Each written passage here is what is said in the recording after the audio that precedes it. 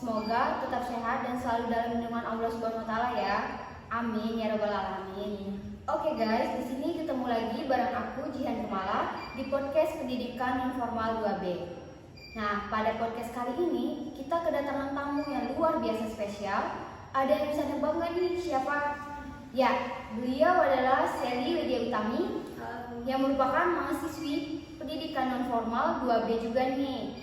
Why? Sebelum itu, izinkan Jihan memaparkan sedikit gambaran pada spesial podcast kali ini yang bertemakan bedah buku. Nah, di sini buku yang Jihan sama Sally bedah yaitu berjudul Rethinking Peran Perempuan dan Keadilan Gender karya Dr. Muhammad Haji Dimyati Huda MAG. Nah, langsung saja kita lanjut ke part selanjutnya. Nah, pada pembahasan kita mengenai bedah buku kali ini terdapat bagian-bagian atau hot topic dan setiap bab yang akan kita kupas menarik mungkin. Langsung aja nih kita kupas buku yang berjudul Rethinking Peran Perempuan dan Keadilan Gender karya Dr. Haji Muhammad Dimyati Huda MAG. Kepada Sally saya serahkan. Baik, yang pertama yang bakal kita bedah dimulai dari tampilan. Setelah saya mengamati buku ini yang berjudul Rethinking Peran Perempuan dan Keadilan Gender, desain bukunya terlihat sangat sederhana dan minimalis dengan cover berwarna abu-abu dan putih serta isi buku yang bernuansa hitam putih. Meskipun tampilan buku terlihat sederhana, tetapi menurut kami buku ini sangat menarik untuk dibaca karena buku ini menampilkan pandangan yang berkaitan dengan perempuan yang mana perempuan seringkali mengalami ketidakadilan gender, serta isi dalam buku dipaparkan dengan cukup jelas. Buku ini diterbitkan oleh CP Sentia Press dan merupakan buku cetakan pertama. Lanjut nih untuk kita kupas pada bagian yang menjadi hot topic atau conclusion dari segala bagian dalam satu bab. Nah, oke, untuk bab pertama ini menurut Sally apa saja sih yang menjadi hot topicnya? Langsung saja ya Jihan. Menurut Sally sendiri pada bagian bab 1 topik yang diusung atau dipaparkan ialah pembahasan mengenai perempuan dan gender dalam sudut pandang atau kajian fisiologis yang terbagi lagi ke dalam beberapa topik. Pembahasannya diantaranya problematika gender yang berkaitan dengan perempuan, realitas ketidakadilan gender di masyarakat. Pada bab ini juga diutamakan penjelasan mengenai ketidakadilan atau ketidaksetaraan gender yang dibahas atau dikaji dengan kajian fisiologis, perspektif mengenai ketidakadilan gender maupun ketimbangan gender. Ya. Pemaparan yang sangat kompleks dan jelas ya guys untuk bab 1. Selanjutnya nih untuk bab 2, apa yang menjadi hot topicnya Sally? Oke, next ya guys. Untuk bab 2 itu sendiri terbagi atas beberapa bagian kecil. Nah, pada bab 2 ini berisikan pembahasan mengenai maupun pemaparan teori-teori gender dari teori gender klasik hingga kontemporer. Penjelasan mengenai teori-teori terkait gender dibahas satu persatu dalam beberapa bagian kecil di dalam satu bab 2 ini. Lanjut ya guys, untuk bab 3 topik yang dibahas ialah mengenai hakikat perempuan kosmologi, yang mana pemaparan di dalamnya dibagi menjadi beberapa bagian kecil, diantaranya hakikat perempuan dengan kajian filosofis, problematika perempuan, perempuan dan peradaban Nusantara, dan lain-lain. Di dalamnya juga dipaparkan mengenai hakikat perempuan dalam ketidaksetaraan gender yang menjadi garis besar pembahasan atau isu buku. Untuk bab 1, 2, 3 sudah jelas dan menarik ya guys pemaparannya. Oke, next ini pemaparan untuk bab 3 hingga bab 8. Mungkin Sally bisa nih memaparkan topiknya atau poin inti dari bab tersebut. Baik, Jihan, pada bagian bab 4 ini berisikan pembahasan atau pemaparan topik yakni tokoh-tokoh perempuan di era revolusi serta ideologi perempuan pada masa itu yang memiliki ideologi modern serta keterkaitan perempuan pada revolusi di Indonesia. Lalu bagian-bagian pembahasan dijelaskan dibagi lagi menjadi beberapa bab atau bagian kecil, diantaranya tokoh-tokoh pejuang perempuan pada era tersebut, kultur perempuan Jawa. Bab 5 itu diuraikan seperti pemaparan topik mengenai perempuan dan abad modernitas, yang mana perempuan dan perspektifnya dalam perkembangan zaman, serta budaya dalam kaitannya dengan gender serta perkembangan budaya. Serta di dalam bab tersebut dibagi lagi menjadi beberapa bagian kecil dengan pemaparannya masing-masing dalam setiap bagian. Selanjutnya, pada bagian bab 6 ini berisikan topik dengan pemaparan mengenai dinamika gerakan perempuan berbias gender di Indonesia dengan bagian-bagian yang terbagi lagi di dalam bab tersebut. Di dalam bab tersebut juga berisikan keterlibatan perempuan pada kestabilan politik negara di Indonesia. Nah, dalam bab ini juga, menurut saya, dengan adanya Kongres Perempuan di dalam pembahasannya menjadikan bab tersebut sebagai pembahasan mengenai perempuan dengan kesetaraan gender, yang dimana gender tidak menghalangi keterlibatan mengenai suatu isu atau perjuangan politik agar suatu negara menjadi lebih stabil atau kokoh. Bab 7 ini berisikan pembahasan mengenai dinamika perjuangan dan pergerakan perempuan di Indonesia, yang hanya menjadi satu pembahasan atau bagian yang berjudul embrio organisasi perempuan. Dalam topik ini, pemaparan mengenai awal dari lahirnya pergerakan perempuan menjadi suatu wadah atau organisasi yang mungkin hingga saat ini masih terbentuk, jelas organisasi perempuan yang menggaungkan emansipasi perempuan serta kesetaraan gender antara laki-laki perempuan di Indonesia. Bab 8 berisikan pembahasan mengenai peran perempuan pada era revolusi kemerdekaan yang terbagi lagi menjadi beberapa bagian topik. Di dalamnya terdapat pembahasan peran besar para kaum perempuan dalam perjuangan kemerdekaan Indonesia. Selain itu, pemaparan bagaimana peran wanita sangat berkontribusi dalam perjuangan kemerdekaan. Di dalamnya juga berisikan bagaimana gender tidak membatasi perjuangan seseorang demi keutuhan bangsa dan negara yang lebih kokoh dan makmur.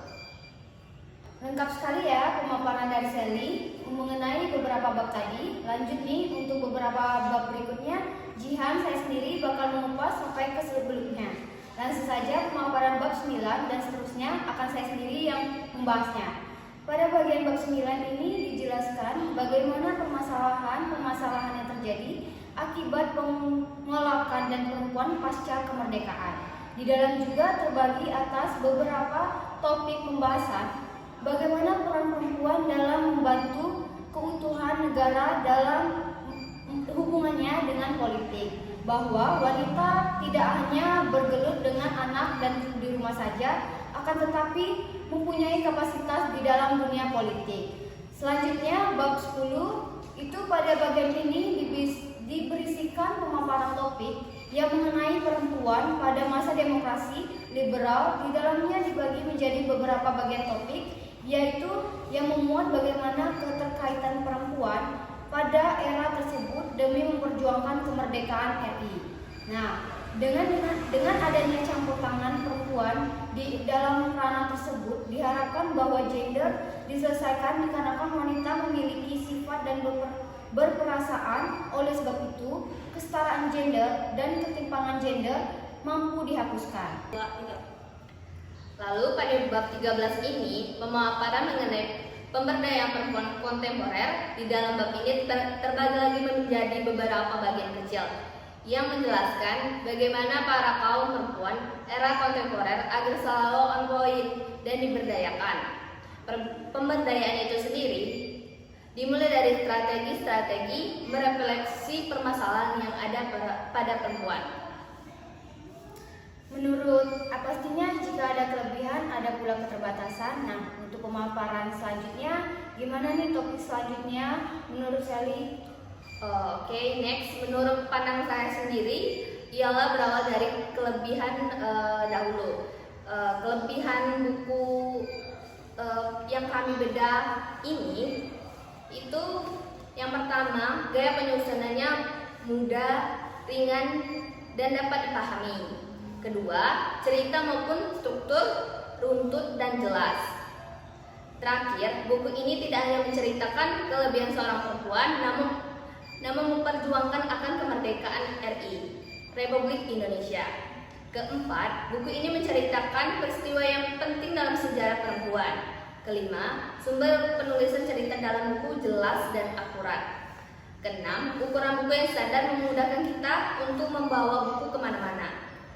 Terakhir, jenis kertas yang digunakan ringan dan membuat kita tidak bosan membacanya.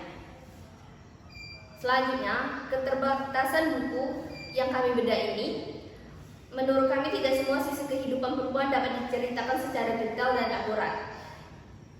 Kedua, desain buku bertema hitam putih yang mungkin kurang menarik bagi sebagian orang.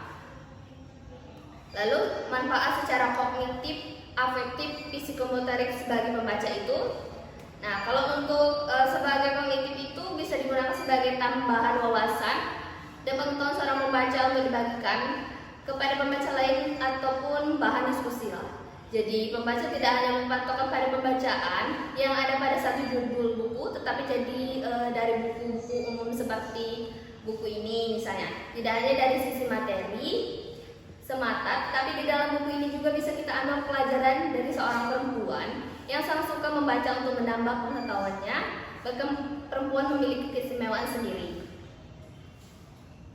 Lalu untuk afektif, peran perempuan bukan hanya seorang pahlawan dalam memerdekakan Indonesia, tetapi juga tokoh nasional yang sangat mencintai dunia pendidikan, terutama untuk rakyat jelata yang tidak memperoleh pendidikan pada saat itu. Perempuan mengajar anak-anak dengan sangat baik. Dia tidak hanya sebagai guru bagi anak-anak itu, tetapi juga sebagai teman bagi mereka, sehingga kedekatan anak perempuan dan anak-anak tidak terbantahkan lagi.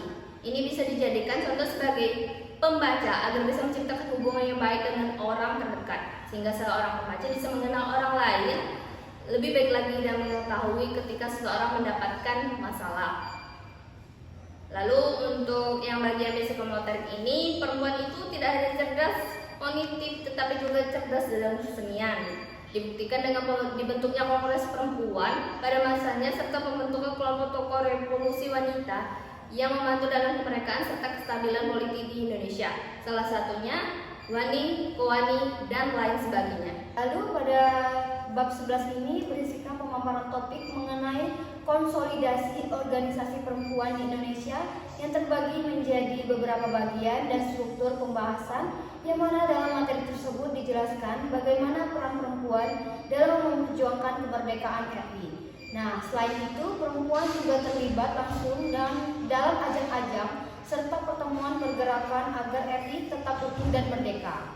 Nah, mungkin teman-teman sudah paham dan jelas ya untuk bagian-bagian yang sudah Jihan maupun Sally paparkan barusan. Lanjut lagi nih pada pemaparan bab berikutnya, kita minta dari Sally untuk sebagai informan. Oke, lanjut pada bab 12 ini, penjelasan mengenai topik gerakan perempuan berbasis masyarakat yang terbagi lagi menjadi beberapa pembahasan yang kecil, yang di dalamnya dicantumkan mana perempuan ini sebagai sosok yang dapat membantu dalam segala urusan, terlebih dalam perdamaian serta perjuangan kemerdekaan. Tak hanya dalam hal itu, memperjuangkan kemerdekaan RI juga peran perempuan amat banyak, dengan organisasi-organisasi perempuan yang ada juga membuat para perempuan tak hanya sebagai pengurus rumah tangga saja, akan tetapi bisa membantu dalam urusan dunia politik. Wah, penjelasan yang sangat jelas dan bermanfaat ya guys. Nah, perbedaan laki-laki dan perempuan itu baik dari segi substansi, kejadian maupun serta yang diemban dalam masyarakat telah menimbulkan perdebatan dan diskusi yang cukup panjang. Bahkan masih menyimpan masalah-masalah perbedaan jenis kelamin secara biologis atau seks. Ini telah melahirkan hipertensi budaya yang kemudian dikenal dengan istilah gender. Berbicara gender, kata empiris yang memperlihatkan bahwa perempuan adalah pihak yang lebih banyak mendapatkan bentuk-bentuk ketidakadilan gender, semisal berupa marginalisasi perempuan, penempatan perempuan pada subordinasi, stereotip atau pelebelan, dan kekerasan violence terhadap perempuan dan keberagaman kasus lainnya yang sering kita dengar.